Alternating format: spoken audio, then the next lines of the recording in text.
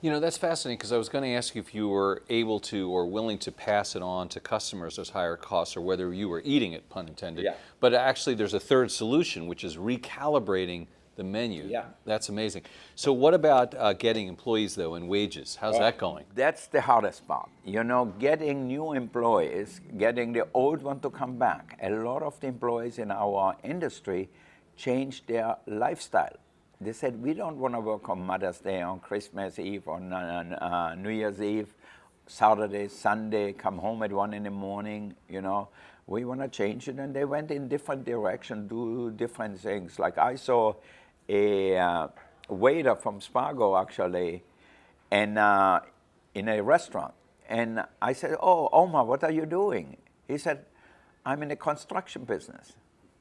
I said, in the construction business, you are such a good waiter, how can you do that? He said, you know, I make at least as much money as I did in the restaurant, and every Saturday, Sunday, I'm off. I go home Friday at 4 in the afternoon, and I have the weekend with my family. So he said, you know, we live just as well.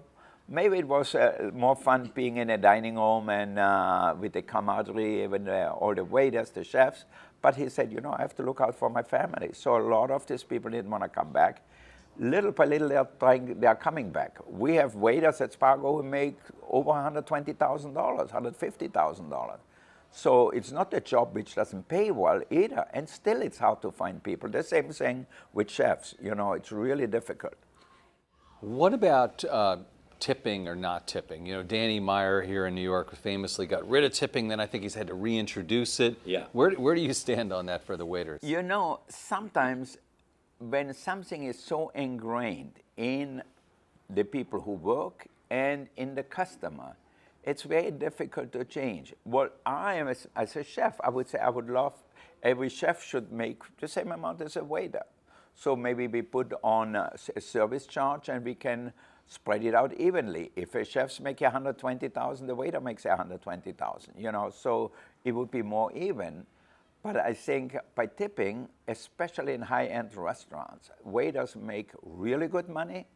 They have sure responsibility, let's say for 2 times 4 tables, 2 seatings, have 4 tables each, but I think they make really good money. And the responsibility is for these 4 tables, whereas a chef has to manage maybe 40 people in the kitchen. He has to look that every food comes out perfect, that they buy the right things, that everybody clocks in at the same time. They clock out when they go to lunch or to dinner. You know, the labor department will be after you if you don't do it right. So there's a lot of work going on, and the pay scale is lower. So I'm trying to bridge the gap so that way we get a little closer.